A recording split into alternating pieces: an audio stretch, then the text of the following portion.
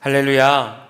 새벽 민명 주의 전에 예배하신 모든 분들과 또 영상을 참여하신 모든 분들 위해 하나님께서 주시는 기쁨과 평안이 가득한 한 날 되시기를 주님의 이름으로 축원합니다. 오늘 말씀의 제목은 진노의 잔에 피하는 법입니다. 오늘 말씀은 크게 두 부분으로 나눠볼 수 있습니다. 첫 번째 부분은 1절로 11절까지 말씀으로 암몬과 모압을 향한 심판입니다.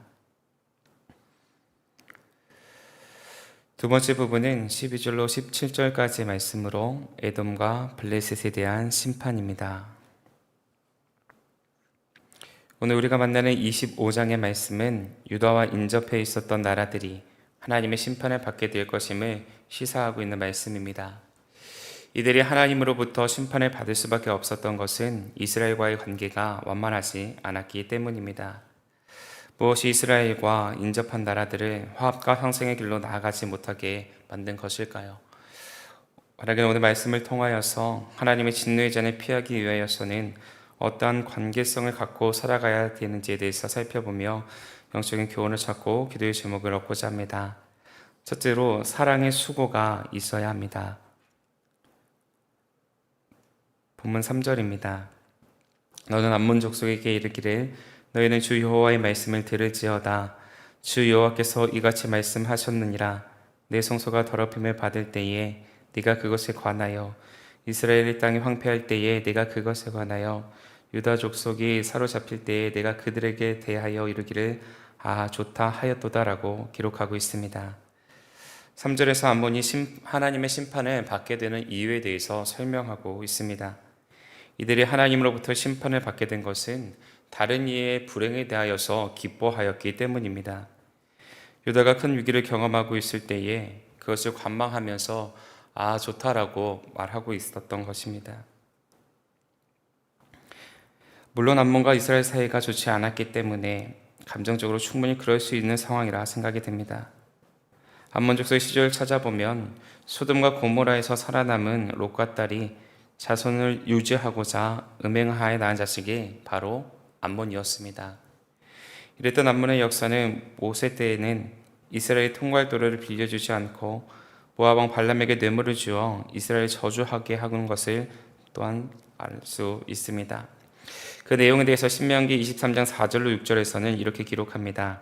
그들은 너희가 애굽에서 나올 때에 떡과 물로 너희를 길리에서 영접하지 아니하고 메소보다미아의 부돌 사람 부올의 아들 발람에게 뇌물을 주어 너희를 저주하게 하려 하였으나 네 하나님 여호와께서 너를 사랑하심으로 네 하나님 여호와께서 발람의 말을 듣지 아니하시고 네 하나님 여호와께서 그 저주를 변하여 보게 되게 하셨나니 내 평생에 그들의 평안함과 형통함을 영원히 구하지 말지니라 라고 기록하고 있습니다.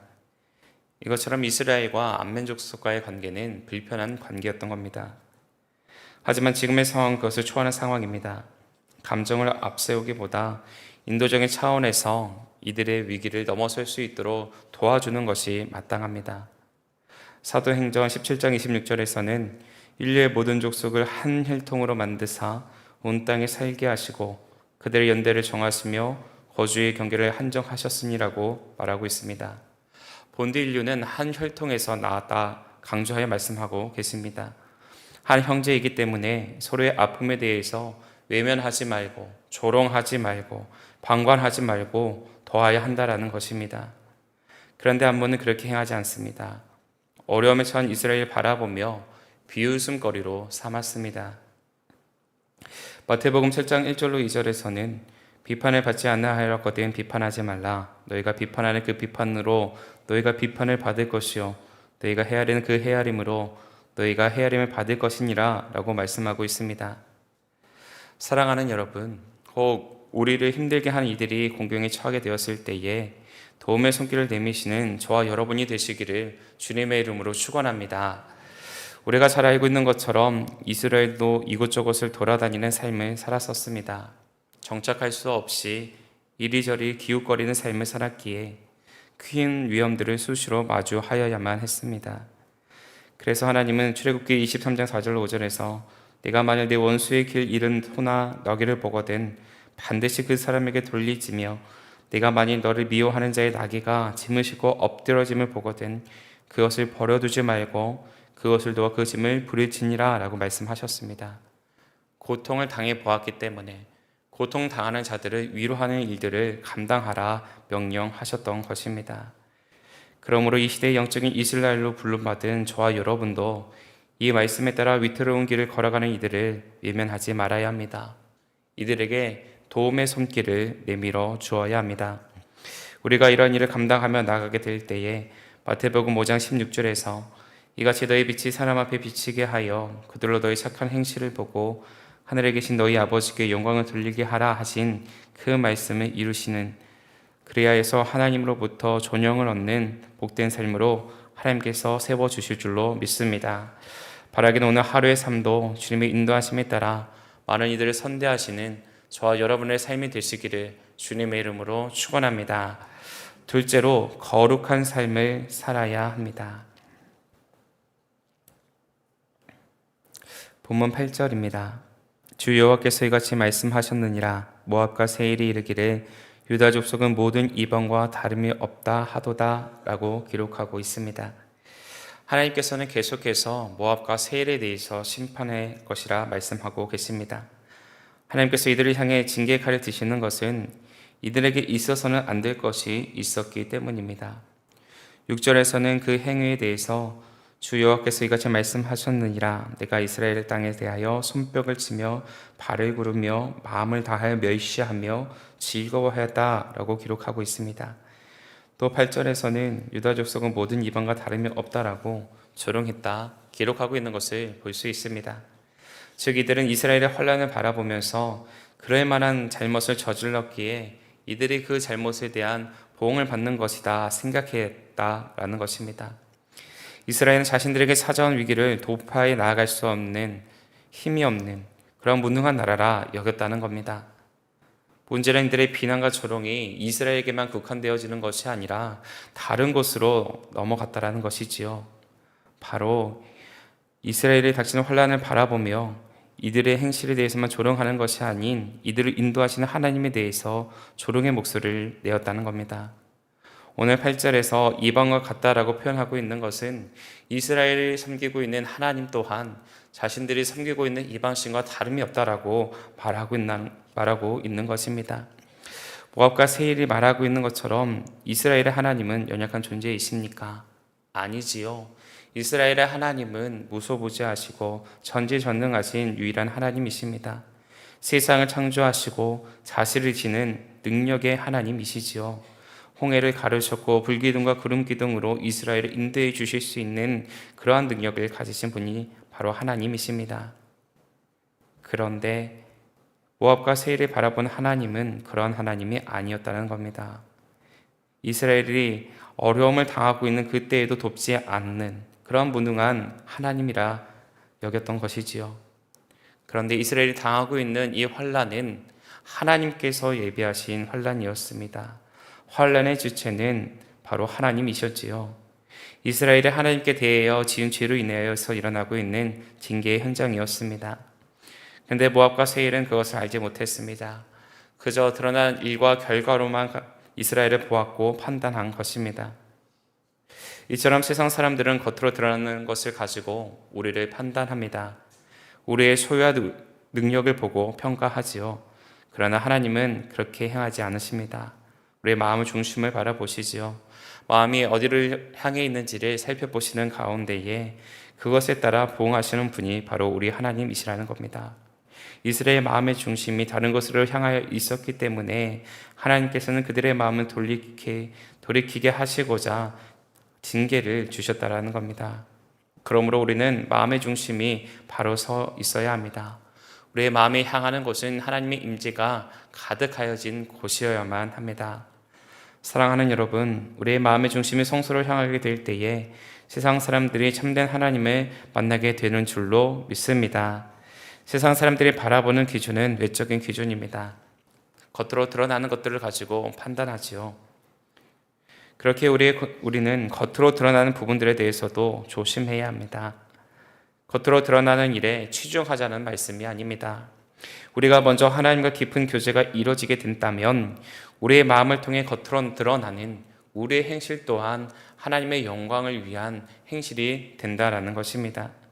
만약 우리가 그러한 삶을 살아내지 못한다면 이스라엘과 같은 죄를 범하게 되는 것이고 하나님은 세상 사람들의 조롱을 당하게 될 것이며 이 일로 우리는 하나님의 징계를 받게 될 것입니다.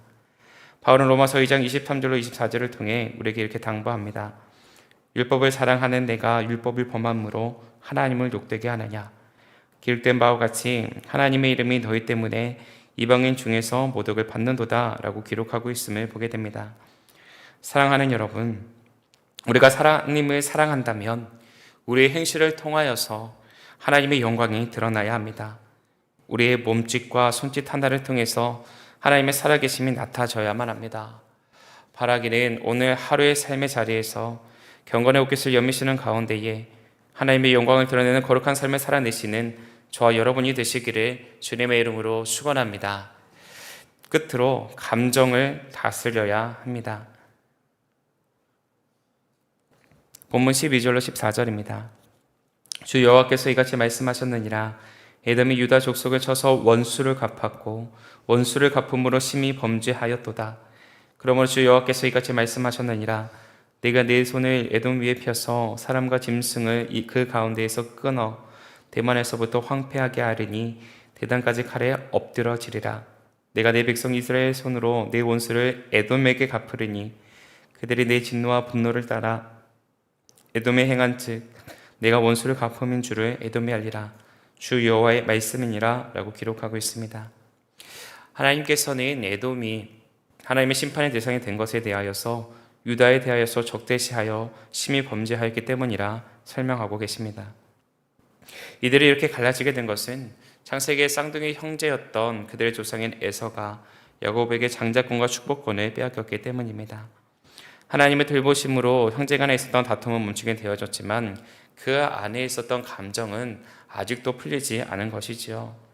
그렇게 오랜 시간 흘러갔음에도 불구하고 지금 이 말씀이 기록된 당시까지도 이 감정은 해결되지 않았던 겁니다. 도리어 이 둘의 관계는 더욱 험악해졌지요. 이스라엘 대적하던 에돔은 다윗 시대 때에 이스라엘에게 정복당하게 됩니다. 이 일로 인하여서 그동안 쌓아두었던 감정의 골이 더욱 깊어졌지요. 이후 그들은 유다 제12대 왕 아하스 때에 유다로부터 독립한 이후에 적극적으로 유다에 대한 그런 대적하는 관계를 형성하게 됩니다.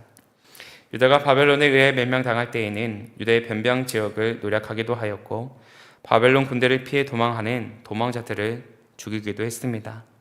그동안 이스라엘 통해 받았던 아픔들을 되갚기 위하여서 끊임없이 괴롭혔던 겁니다. 우리는 여기서 한 가지 사실을 발견할 수 있습니다. 과거에 얽매이는 삶을 살아가는 이들은 현재를 살아가지 못한다는 점입니다. 오래전 조상들로부터 이어진 불편한 감정들이 정치적 견해로 바뀌게 되었고 합력하여 상승하는 길로 나아가지 못하게 만들었다는 것을 우리는 바라볼 수 있습니다. 이스라엘은 하나님의 명령에 따라 형제국인 암몬과 모압, 에돔과 평화를 유지하고자 했습니다. 하지만 이 나라들은 이스라엘에 내민 평화의 손길을 내칩니다. 화합의 길로 들어설 수 있었으나 깊어진 감정의 골이 평화의 길로 나아가지 못하게 만든 겁니다. 그러므로 우리는 감정에 휘둘리지 말아야 합니다. 기분이 결정의 기준이 되는 것이 아니라 하나님의 말씀이 우리의 삶의 기준이 되어야 합니다. 하나님의 에돔을 심판하신 이유가 바로 여기에 있습니다. 이들에게 있는 감정을 통해 이스라엘을 판단하고 어렵게 했다라는 겁니다. 눈앞에 있는 이스라엘만을 바라보고 그 뒤에서 이들을 인도하시는 하나님을 바라보지 못했다라는 것이지요. 이스라엘은 하나님의 백성이었습니다. 항상 이스라엘은 하나님의 돌보심 안에 있었습니다. 스가랴 2장 8절로 9절에서는 만군의 여호와께서 이같이 말씀하시되 영광을 위하여 나를 너희를 요약한 여러 나라로 보내셨나니 너희를 범하는 자는 그의 눈동자를 범하는 것이라. 내가 손을 그들 위에 움직인즉 그들이 자기를 섬기던 자들에게 노략거리가 되리라 하셨나니 너희가 만군의 여호와께서 나를 보내신 줄 알리라 라고 말씀합니다. 하나님의 백성을 헤아려 하는 사람들을 하나님의 눈동자를 범하는 그러한 사람이라 표현하고 있는 것을 볼 수 있습니다. 그리고 이들을 향해 반드시 그 대가를 치르겠다 하시는 하나님의 의지를 보여주셨습니다. 그러므로 우리는 우리의 감정이 태도가 되지 않을 수 있도록 훈련받아야 합니다. 사랑하는 여러분, 우리의 감정이 우리의 판단의 기준이 아니라 하나님의 말씀이 판단의 기준이 되어야 하는 줄로 믿습니다. 하나님께서는 이스라엘에게 율법을 통해 하나님의 뜻이 무엇인지 알게 하셨습니다. 비록 그들이 하나님의 율법을 벗어난 삶을 살아가기도 하였지만 하나님께서는 이들에게 약속하신 바를 지키시고자 다시금 말씀의 자리로 돌아오게 하셨습니다. 힘들고 어려운 상황일수록 더 하나님의 말씀을 의지하고 살아갈 수 있도록 이들을 붙잡아 주신 겁니다. 하나님의 구원의 역사를 경험할 수 있도록 끊임없이 그 복된 자리로 나오기를 기다리고 계셨다는 것이지요. 그렇게 우리 또한 삶에 찾아온 모든 문제들 앞에서 하나님의 말씀을 기준 삼아 판단해야 합니다. 나에게 선운함을 주었던 사람이기에 멀리하고 어려운 상황에 만드는 것이 아니라 하나님의 말씀에 비추어 이들에게 도움의 손길을 내줄 수 있는 마음의 여유가 있게 될 때 하나님의 구원의 역사를 매 순간 경험할 수 있게 됩니다. 바라기는 오늘도 네게 맡겨주신 자리에서 나를 힘들게 하는 상황 앞에서 감정적으로 나아가기보다 말씀을 통해 내게 깨닫게 해주신 은혜대로 살아가시게 되기를 간절히 바랍니다. 이러한 믿음의 고백과 결단을 가지고 나아가게 될 때에 하나님께서 주시는 회복과 치유, 성장케 하시는 축복을 경험하시게 되는 줄로 믿습니다. 이러한 믿음으로 오늘 하늘도 주님 안에서 승리하시는 우리 모두가 되시기를 주님의 이름으로 축원합니다. 기도하겠습니다. 하나님 감사합니다. 오늘 하늘도 선물로 허락하여 주시옵고 주의 전에 올라 하나님의 말씀 가운데에 먼저 연단받는 죄들 되어질 수 있도록 크게 축복하여 주시니 감사를 드립니다. 진노의 잔을 변하기 위하여서 우리에게 사랑의 수고와 거룩한 삶과 또 감정을 다스릴 수 있는 능력이 있어야 한다 깨닫게 허락하여 주셨사오니 이 모든 것들을 준행하며 지켜나가는 오늘 한날의 삶이 되게 허락하여 주시고 언제나 어디서나 하나님을 영화롭게 하는데 쓰임받는 빛의 자녀의 삶을 살아가게 하여 주시옵소서. 이것을 통하여서 하나님께서 예비해 놓으신 놀라운 은혜와 평강과 축복을 받아 누리게 하시고 이것을 세상 가운데 거하며 실망하고 낙심하며 절망에 빠져있는 이들을 구원하고 위로하고 격려하는 데 쓰임받을 수 있도록 우리들을 통로로 사용하여 주시옵소서. 주님께서 주시는 은혜에 감사하는 마음으로 정성껏 구별하여 드린 예물이 있습니다. 이 예물을 올려드릴 때에 모든 것이 하나님으로부터 말미암은 말씀을 고백하며 드리는 귀한 믿음의 고백이 담겨져 있사오니 이들의 믿음의 고백 위에 차고 넘치게 부어주시는 놀라운 은혜와 평강과 축복을 경험케 하여 주심으로 더욱더 큰 것을 하나님 앞에 내어드리는 삶을 살아갈 수 있도록 부유한 삶과 풍요로운 인생이 되어질 수 있도록 복내려 주시옵소서. 평생에서 신음하고 있는 사랑하는 환우들 기억하여 주시되 주님께서 하루속히 치유 회복을 명하여 주시고 이를 치료하고자 앞서 나아가고 있는 의료진들 가운데에 하늘의 지혜와 판단력을 허락하여 주시사 가장 좋은 길로 사랑하는 환우들을 돌보며 이들에게 치유를 선물로 나누어 줄 수 있는 하나님의 천사가 되어질 수 있도록 들어 사용하여 주시옵소서. 오늘도 주님 안에서 승리하는 한날 되게 하여 주옵시기를 간절히 비고 원하오며 우리 주 예수 그리스도의 이름으로 기도하옵나이다. 아멘.